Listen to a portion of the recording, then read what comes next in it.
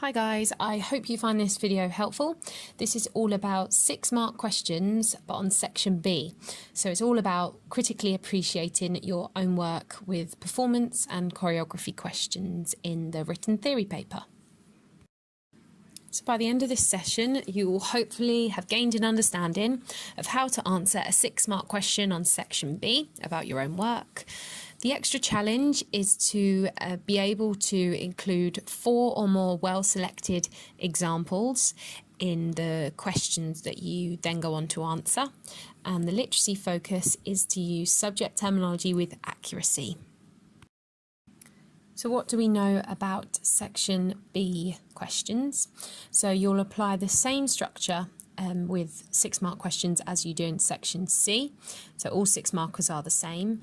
There will be 3 6-markers. There will always be 3 6-markers in section B, and there will be just 1 in section C. And in section B, they can ask you about the set phrases, your performance piece, or your choreography. And these questions will require you to explain. So that will always be your command word. Here is a bank of example questions for you. There's some performance questions, some on the set phrases, some on the performance piece, and some on the choreography. So just have a look at these now. Pause the video if you want to just read those through and have a think about whether you would be able to start explaining these things. So performance skills questions will always ask you about your physical skills or your technical, your mental, your expressive. It may ask you also about safe working practices.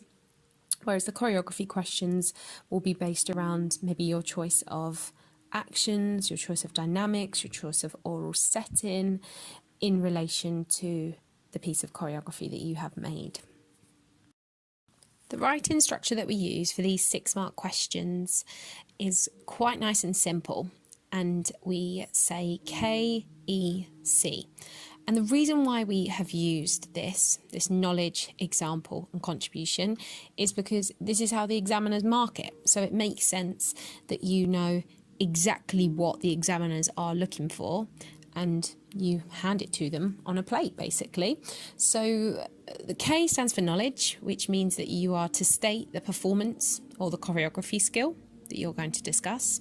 Example means that you give a well-selected, short and snappy example from your work. You don't want too much waffle, and you want to make sure that that example links clearly to the skill that you are referring to. That's really important. And the contribution means how these skills enhance whatever the question is asking. So it might be how it enhances the overall performance. If it's your choreography, it might be how it enhances the choreographic intention. Okay, so that's really dependent on the question, and that's why you need to read the questions very carefully. Okay, here are a list of lots of different contribution points that we think that you could use in 6-mark questions about performance skills. Just want you to pause the video and have a read through of these, and you might think of some more as well when you think about, for example, what the use of extension does to enhance the overall performance, or what the use of facial expressions do to enhance the overall performance. So just have a little pause and think about that and read these through. Okay, and now I would like you to do a little task. I've given you some examples here. So I'd like you to link the contribution to skills that you think that this could apply to, because this is what's really important, that you're using appropriate contributions to the skills that you're referencing. Otherwise, it can seem a little bit random when you read someone's work and it doesn't quite make sense why they would say that certain skills have that contribution. So I'll give you an example. Wobbling would have been very distracting and would have ruined the effect. That could link to the skill of balance. I think it quite clearly links to balance. You might also think it could link to control as well. And then the other one I've just given the example of is adding excitement. Now, I think that that could be talking about facial expressions, use of projection, use of dynamic contrast. So going from something sharp and strong to slow and fluid, and also strength. But you might think that that links to other skills as well. So for each of these contribution points, where appropriate, I'd just like you to write down the key skills that you think that they could be referencing. Now let's do the same for choreography. So just pause the video and have a read of all the different contribution points that we have thought about for choreographic skills. And then I'd just like you to brainstorm different choreographic skills that you think could link to these contributions. So for example, the climax matched a loud crash in the music and came as a surprise. That would definitely be if you had an oral setting question and you could add that as a contribution. Adds to the style, I've said that would probably be referencing the choice of action content. For example, if you were doing a street style piece and some of your action content included pop-in or lock-in actions, that would add to and enhance the style. And then this one, drawing the audience's attention to a dancer / significant moment in the dance. I thought that could be in reference to choreographic devices. For example, you could be talking about manipulation of number. You might have a soloist on the stage at this point doing something, or that could be talking about the climax of your dance or highlights. Okay, so take a minute to go through all of these, add some more if you like, and think about what key choreographic skills they could be talking about. Let's move on and have a look at the mark scheme. Okay, and then in a minute you're going to do a little activity where you are mini teachers and you're going to have a look at some of the AQA exemplars and you're going to mark those based on what you learn now.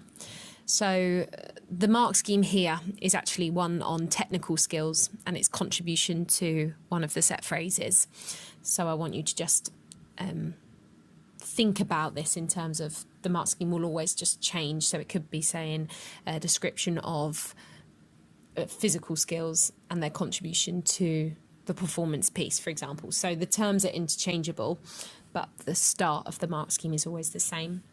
So 0 marks, no evidence or nothing worthy of credit, whereas for 1 mark, you have to have a description of one skill and its contribution to the performance. So that's really, really important that you have one skill. For 2 marks, you have to have a description of at least 2 skills and their contribution to the performance. What's really important is this contribution to the performance. If you don't have that in there, you cannot progress up the mark scheme, as you can see, okay? For 3 marks, you would probably have 2 to 3 skills in here now, but there's a limited explanation of how the skills contribute to the performance of the set phrases in this case, okay?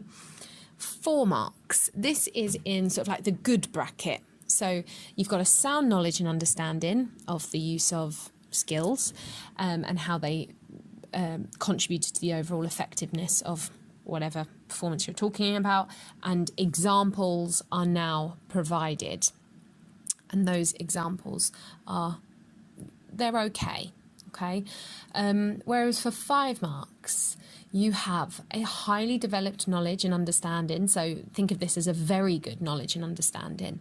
And you've got good examples to illustrate this, which is why we're pushing you to do these short and snappy examples which are directly linked to what the question is asking you.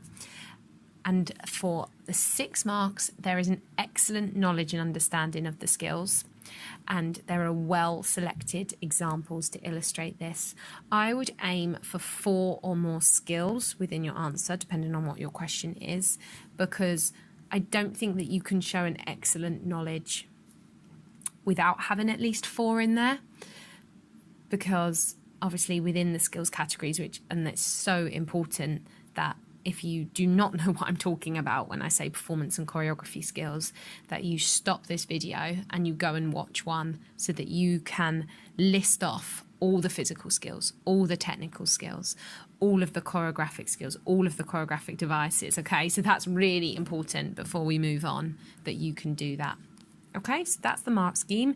Let's move on and actually try to mark some. Okay, so what would we give to this? Explain how your use of mental skills and attributes contributed to the overall effectiveness of your duet/trio performance. So I'd like you to pause the video. I'd like you to have a look at the mark scheme, and I'd like you to read this answer and give it a mark out of 6. This scored 4 out of 6. So it's actually really short and concise, that answer, but it is good. It does have some good stuff in there. So the answer provides 2 examples and identifies 2 mental skills, and there are 3 contribution points made, and the answer is sound. Okay, so for further marks, the candidate either needed to progress into more detail about the 2 chosen skills, or gone on to discussing some other mental skills to produce a fuller, more knowledgeable answer. So you can see how they could have progressed on if they had done either of those things. Okay, same question, but a different response. So pause the video and see how you would mark this one. This answer only got a 1, so well done if you got that right. If you didn't, let's have a think about why. So the answer has examples and it's identified 3 mental skills, which is obviously really good, but they only referred to 1 contribution. And if you remember when we looked at the mark scheme, it is clear that for 2 marks, there needs to be a description of at least 2 skills and their contribution to performance.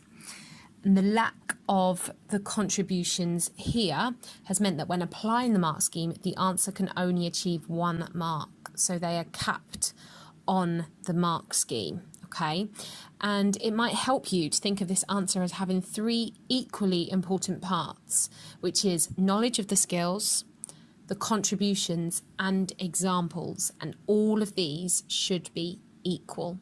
That contribution point is really, really important. So hopefully you're starting to get the gist of this a little bit more. And if you need to go back over now the contribution points that I showed you earlier, please do, and have a think about what this person could have added, for example. Okay, last one for you to mark.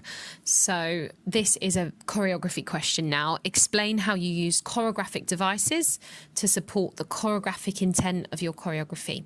So you've got the mark scheme to the right, and there is the answer. So just pause the video and give this a mark out of 6. And this one got full marks, so it got 6 out of 6. So you can see how concise their writing was, nice short snappy examples, and the examiner said that they showed excellent knowledge of choreographic devices, and they referenced motif, development, repetition, climax, unison and canon, which was all supported with an explanation that links directly back to the stated choreographic intent. So that is what you're aiming for if you want to get full marks on this question. And yeah, like I said, it's short, snappy, concise, really straight to the point, and making sure that you stick to the question and don't go off on a tangent, okay? Here are some of my key top tips. These are really, really important, so please make sure that you write them down and keep revisiting these. The first thing is you have to know the performance and choreography skills off by heart. If you don't know all of the, like I said before, and I know I've already said this, but if you don't know all of the technical skills or the mental skills or safe working practices, you must go and do that, okay? Because otherwise you are not going to be able to fully answer the question in front of you, okay? The next thing is to read the question very, very carefully. The question, you must talk about the right dance.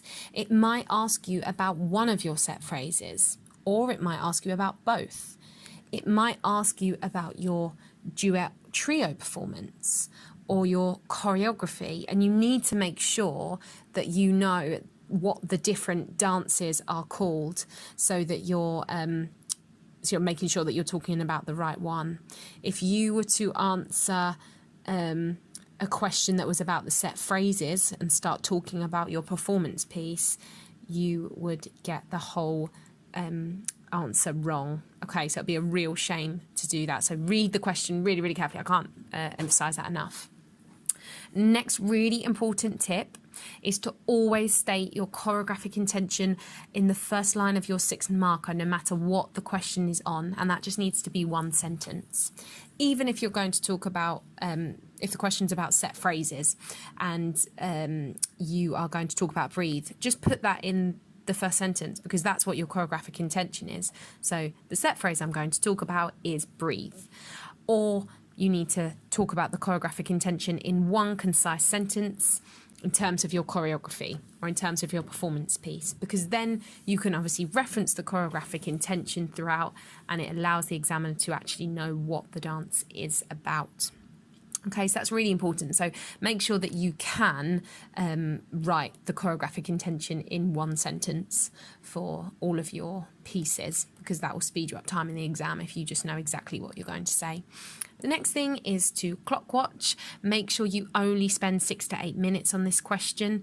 You need to be able to just write quickly and keep things concise, because you want to spend a bit longer when you come to your 12 markers. So make sure that you're only spending that much time and practice. And then the last top tip is to build up your answer. Do one KEC at a time and build it up like building blocks. Okay, don't try and write everything all at once. Just keep that structure in your head of, right, I'm going to show them knowledge of a skill. I'm going to give them my short, snappy example, and I'm going to say how it contributes and enhances the overall performance piece or choreography. So I really hope that helps. Those are my key top tips. Okay, and I'm going to now leave you with those example questions that I showed you at the start so that you can start to practice. Remember, 6 to 8 minutes. Good luck, and please do let us know if you've got any questions about any of anything that I've gone over today. All right, thanks guys.